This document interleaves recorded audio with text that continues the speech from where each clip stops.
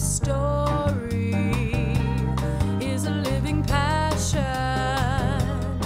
I'm not crashing.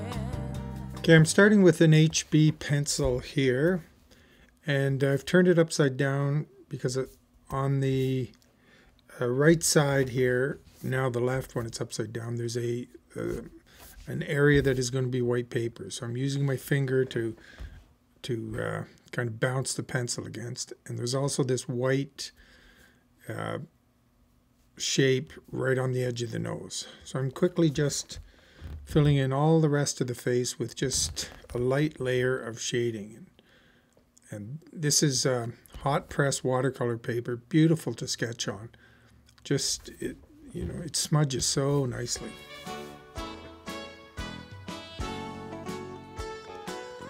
Here I'm taking my kneadable eraser just to bring back that highlight on the edge of the nose. And for this area of the eye, I'm actually going to use little shade in little circles because that gives me a lot more control to get a sharp edge. So this is my first layer of shading over the eyes. They seem really dark now, but that's because there's nothing to compare them to.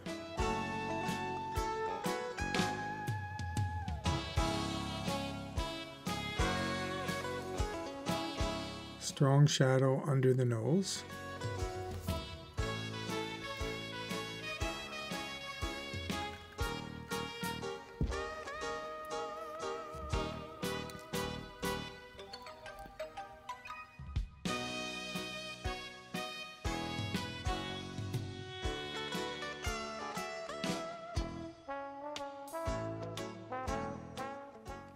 Put some shading on the lips here.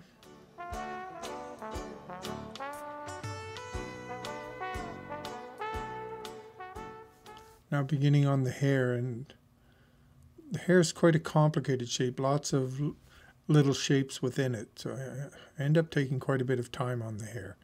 This is just the first go at it.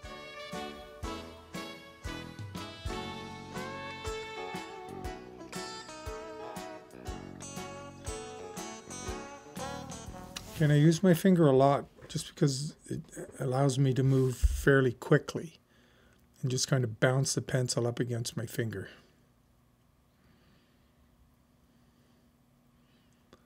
Doing a bit of this tie here.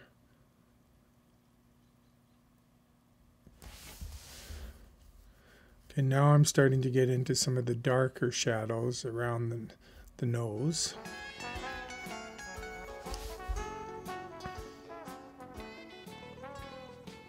And under the mouth, under the lips.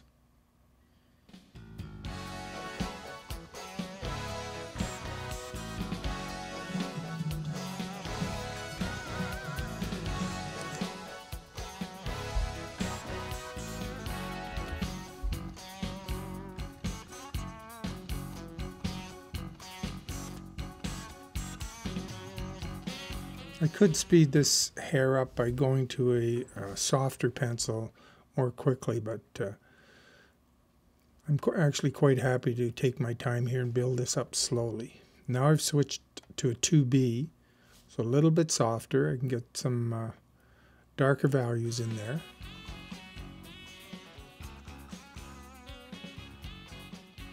You can see now I've darkened the eyes a second time, and so they're really starting to stand out. Really brings life to a picture when those eyes come alive. And for some of these hard edges around the nose here, I'm shading by going in little circles. It allows me quite a bit of control. And the one thing I want to point out, that hard line on the edge of the shadow on the cheek, it takes me a long time, but eventually it bothers me too much and I erase it so that I can soften that, because actually the shadow on the cheek gently blends into the light.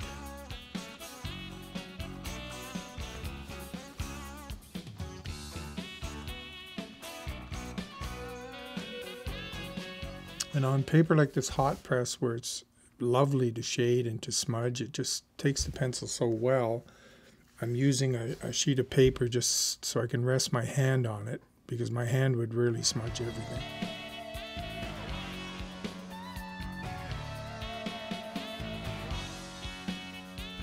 Just continuing to bring out the darker values.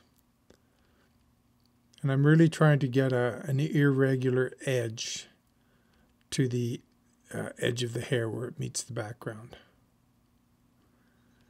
So here there's a few hairs that are sort of going against the grain of things, so I've erased those out and shaded around them. And here I'm trying to create an irregular edge to that top bunch of hair.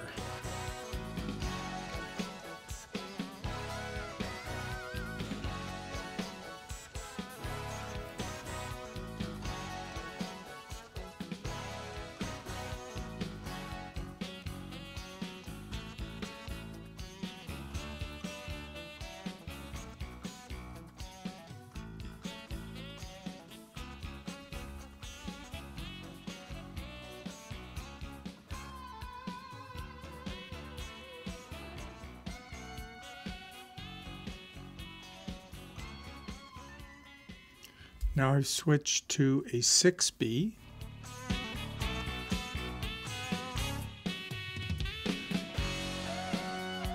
So you can see I'm really darkening the eyes this time, and they're really popping.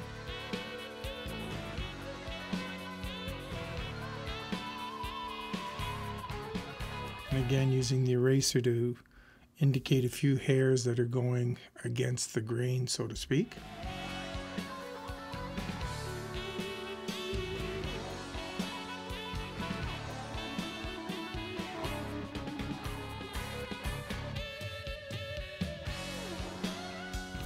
There's so many shapes in her hair that it's impossible to do them all. I'm just trying to create a real wavy, the impression of really wavy hair, even though I'm leaving out tons of the actual shapes that I see.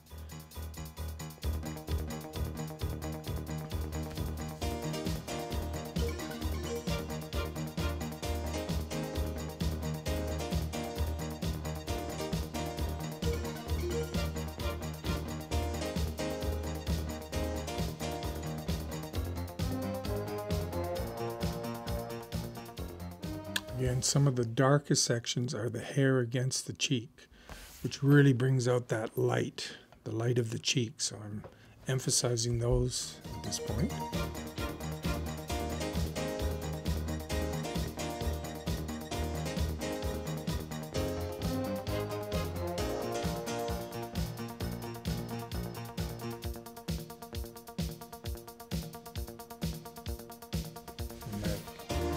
On the face, the darkest shadows are on this right cheek, so I'm pumping those up a little bit.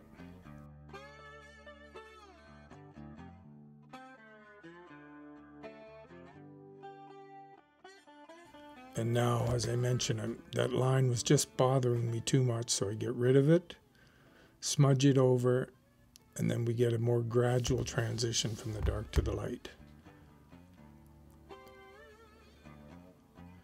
But I do need to come in and emphasize that shadow. I've now switched to an 8B, so we're bringing in the heavy guns. I'm just careful not to press too hard because it becomes almost like charcoal if you do.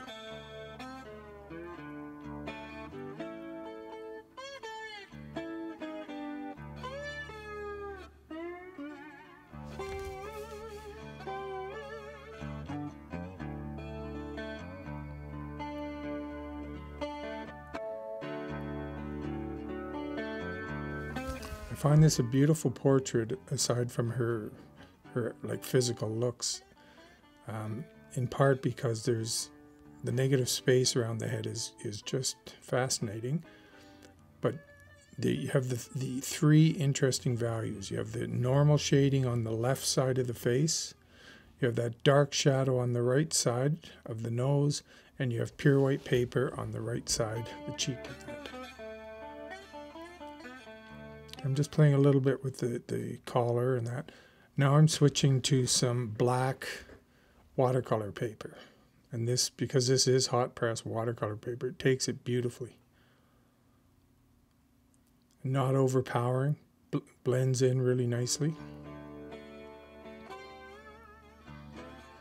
And I'm trying to paint negatively to create the sense of sort of frizzy hair and everything.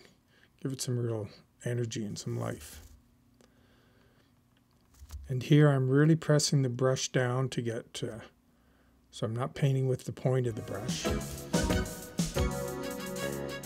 Gives a nice look of cloth, but way too strong. You know, the clothing there is just overpowering the portrait. So now I'm actually coming in and lifting stuff out. I've switched to my big round and blending the background in with the clothing so it's more unified. And now here's my big watercolor brush, and just lifting out some so I don't want the background to overpower the portrait.